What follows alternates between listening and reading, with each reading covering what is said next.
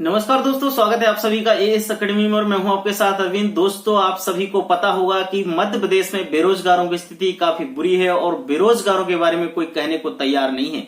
आप सभी को एक बात और याद होगी कि बेरोजगार दर दर भटक रहे हैं, लेकिन ना तो इनके बारे में कोई बात करने को तैयार है, ना इनकी बात सुनने को तैयार है। लेकिन फिर भी युवा परेशान है और युवा सिर्फ एक ही समय याद आता है, या तो चुनाव के वक्त या फिर कोरोना के वक्त, क्योंकि चुनाव होते हैं तो कोरोना नहीं आता है और जब युवाओं की ज्वाइनिंग की बात आ जाए, इनके एग्जाम की बात आ जाए तो कोरोना आ जाता है। इस बात को समझना बहुत लॉजिक है मेरी बात में, मैं जो बताने जा रहा हूं। आपको पता होगा कि पश्चिम बंगाल के चुनाव हो रहे हैं, बिहार में चुनाव हुए थे। कहीं भी चुनाव हो, आपको पता हो चुनाव सबसे बड़ी रैली होती है, चुनाव में सबसे बड़ी बड़ी रैलियां होती हैं। उस जगह पे कभी भी ऐसा नहीं होता कि किसी आदमी को कोरोना हो, चाहे नेता हो चाहे आम जनता हो। उस समय सभी को कोरोना माफ कर देता है कि मैं कोरोना आपको नहीं हो सकता। लेकिन जब शिक्षकों की बात आ जाए, एमपी पुलिस की बात आ जाए, आरक्षक की बात आ जाए, किसी भी स्टूडेंट्स के एग्जाम की बात आ जाए, किसी भी स्टूडेंट्स की ज्वाइनिंग की बात आ जाए, तो कोरोना सबसे पहले दस्तक उसी जगह पे देता है कि भैया तुम्हारी ना तो ज्वाइनिंग होने देंगे, ना हम एग्जाम लेने देंगे, ना तुम्हारे भविष्य बनने देंगे, क्योंकि यहां पर कोरोना आ चुका है। दोस्तों, इस बात समझने वाली बात है, बहुत सीरियस बात है कि आप सोच के देखो कि जहां जहां पर आपके चुनाव हो जाते हैं वहां पर कोरोना आ जाता है, चुनाव चलते हैं तो कोरोना भाग जाता है। तो ऐसा कब तक चलता रहेगा और कब तक जनता को आप मूर्ख बनाते रहोगे और कब तक जनता इसी तरीके से सुनती रहेगी और समझती रहेगी। लेकिन जनता अब समझ रही है, स्टूडेंट्स भी समझने लगे हैं, युवा भी समझने लगे हैं, देश के उनको भी समझ में आ गया है। लेकिन आज भी कुछ लोग ऐसे हैं जिनको भक्ति का रस चढ़ा हुआ है, तो कोई बात नहीं, चढ़ा रहने दो, आज नहीं तो कल तो आखिर समझ में आएगा। मैं आपको बात बता देता हूं कि मध्य प्रदेश शिक्षक भर्ती वर्ग 3 की एग्जाम अभी तक अटकी हुई है, आज तक एग्जाम नहीं हो पा रही है। मध्य प्रदेश पुलिस परीक्षा अभी तक अटकी हुई है, 6 अप्रैल को होना थी, उसको भी पोस्टपोन कर दिया गया है। मध्य प्रदेश शिक्षक भर्ती वर्ग 1 और वर्ग 2 की ज्वाइनिंग आज तक अटकी हुई 2018 के बाद, आज तक लोगों को रोजगार नहीं मिल पाया है। सोचने वाली बात है। जिन लोगों के माँ बाप की उम्मीद है कि मेरे बच्चे टीचर बन जाएंगे, शिक्षक बन जाएंगे, आज उनका सपना पूरा नहीं हो पा रहा है। स्थिति इतनी खराब है। तो वाकई में इतना खतरनाक क्या कोरोना है कि आपने सिर्फ अपनी रणनीति बना रखी ऐसी कि जैसे ही आपकी ज्वाइनिंग की बात आ जाएगी, आपके पेपर की बात आ जाएगी, कोरोना आ जाएगा। बाकी जब हमारे चुनाव आ जाएंगे तो सब कुछ ठीक हो जाएगा। अभी आपको पता है मध्य प्रदेश में नगर निगम के चुनाव होना है। नगर निगम के जैसे चुनाव होंगे, कोरोना खत्म। अभी कोरोना का प्रकोप ज्यादा हो रहा है। रात के 10 बजे के बाद जगहों पर कर्फ्यू लग जाएगा। शिक्षा के मंदिर स्कूल बंद कर दिए हैं आपने। शिक्षा के स्कूल वैसे भी बंद कर दिए और वैसे भी बंद कर दिए। सोचने वाली बात है। आप दारू के ठेके खोल के रखे। मतलब जिस देश में शिक्षा को महत्व ना दिया जाता हो, दारू को महत्व दिया जाए, उस देश की अर्थव्यवस्था कैसी होगी आप लोग समझ सकते हैं। इस चीज के लिए दुख की बात है, सोचने वाली बात है। आप लोग सोच रहे होंगे कि यार मैं ऐसा क्यों बोल रहा हूं, मैं ऐसा बोलता नहीं हूं, मेरी मजबूरी है। आज मैं बैठा था, मैं सोच रहा था कि यार ऐसे कैसे हो सकता है। क्योंकि जब एक गरीब तबके का आदमी आता है, गरीब तबके से एक बच्चा आता है, चाहे वो ग्रामीण एरिया का हो चाहे वो शहरी इलाके का हो, जब वो पढ़ता है तो आगे बढ़ता है। जब वो आगे बढ़ता है तो वो समझदार बनता है, और जब वो समझदार बनता है तो किताबों का ज्ञान इकट्ठा करता है, और जब किताबों का ज्ञान इकट्ठा करता है तो सरकारों से सवाल करता है, और जब सरकारों से सवाल करता है तो सरकारें परेशान होती हैं। और एक पूरा मूल मंत्र इसीलिए है कि सरकारें परेशान ना हो और सरकारें आसानी से चलती रहे। ऐसा अच्छा है क्या? जिस देश में शिक्षा नहीं है, जिस देश में शिक्षित लोग नहीं रहेंगे, उस देश की अर्थव्यवस्था कैसी होगी, उस देश का विकास कैसे होगा, वो देश विकासशील कैसे रहेगा? कभी नहीं हो सकता है। इसके बारे में हर युवा को सोचने की आवश्यकता है। हर युवा के पेरेंट्स को सोचने की आवश्यकता है कि हमारी आने वाली पीढ़ी की क्या हालात होगी, आने वाली जो पीढ़ी है उसके लिए हम क्या देके जा रहे हैं। क्या हम ऐसा शिक्षा का माहौल देके जा रहे हैं?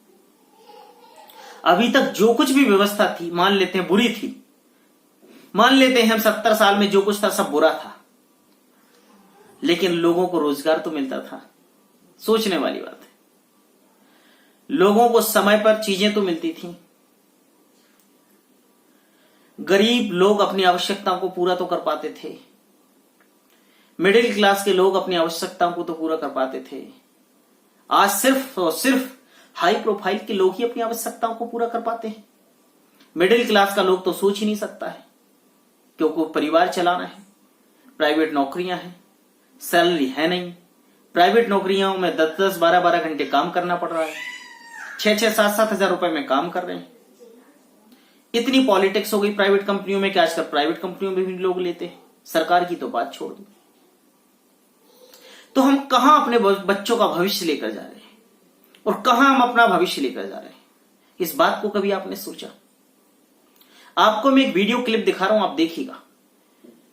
मध्य प्रदेश पुलिस भर्ती के बारे में जब स्टूडेंट्स बोलते हैं, शिक्षक भर्ती के बारे में जब स्टूडेंट्स बोलते हैं, तो इनको जेल में बंद कर दिया जाता है। क्या शिक्षा की बात करी जाएगी तो जेल में बंद कर दिया जाएगा?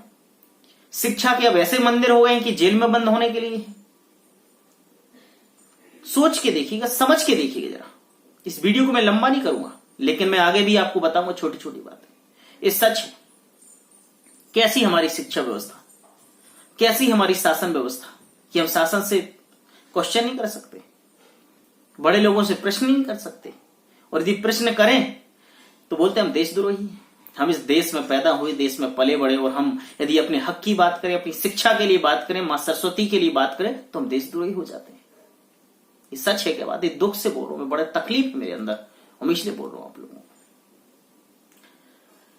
यदि हम और आप सब लोग एकजुट होकर इन बातों को नहीं बोलेंगे, तो मैं आपको बता दूं, हमारा और हमारी पीढ़ी का आने वाला भविष्य बहुत गंदा होगा। इसके बारे में जरा सोच के देखिएगा।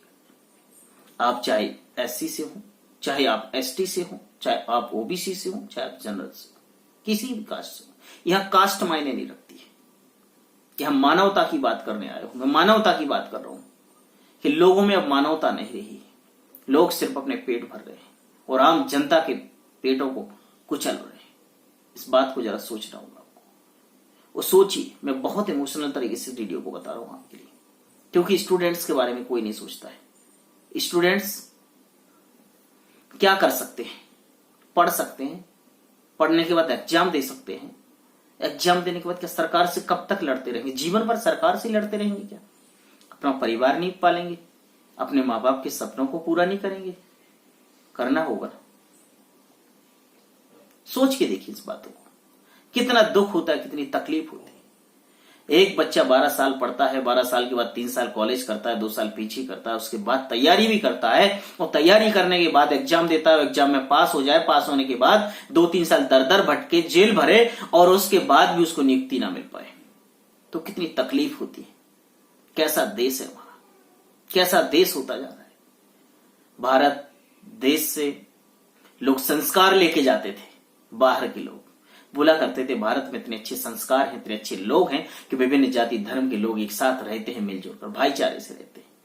और आज लोगों ने इस विभिन्न जाति धर्मों के लोगों को मुर्गे की तरह लड़ाना चालू कर दिया।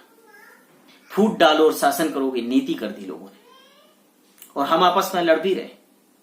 हम समझ नहीं रहे कि हमारा भविष्य किस दिशा में जा रहा है। इसको समझना पड़ेगा। आप समझिए, मेरी बात को मानिए। मैं कोशिश करूंगा आपको और तरीके से अच्छे से समझाने की कोशिश करूंगा। आज मैं बड़ा दुखी हूं, इसलिए शब्द मेरे दिल में नहीं, शब्द मेरे मन में नहीं, आ नहीं रहे, क्योंकि आज वो पीड़ा आपकी मैंने जब देखी कि आपको जेल में भरा जा रहा है, आपको बसों में भरा जा रहा है, जानवरों की तरह बच्चों को, स्टूडेंट्स को धकेला जा रहा है। कैसी शासन व्यवस्था है? सोच के देखना एक बार इस वीडियो के बाद, और इस वीडियो को अपने दोस्तों में, अपने पेरेंट्स को जरूर बताना कि मेरा दर्द क्या है, और इस दर्द को आपको समझने की आवश्यकता है ना? एक बार जरूर बताइएगा। मैं पूरी कोशिश करूंगा आपके साथ, आपका साथ देने की। बताइएगा जरूर एक बार। बहुत तकलीफ है आपके साथ, मेरे साथ, हमारी आने वाली पीढ़ी के साथ। ठीक है, कल फिर मिलेंगे इसी सेशन में। आज की क्लास एक्चुअल में हो नहीं पाएगी क्योंकि नेटवर्क इशू है, इसलिए मैंने सोचा ऐसा वीडियो बना दूं आपके लिए। मिलते हैं कल। नमस्कार।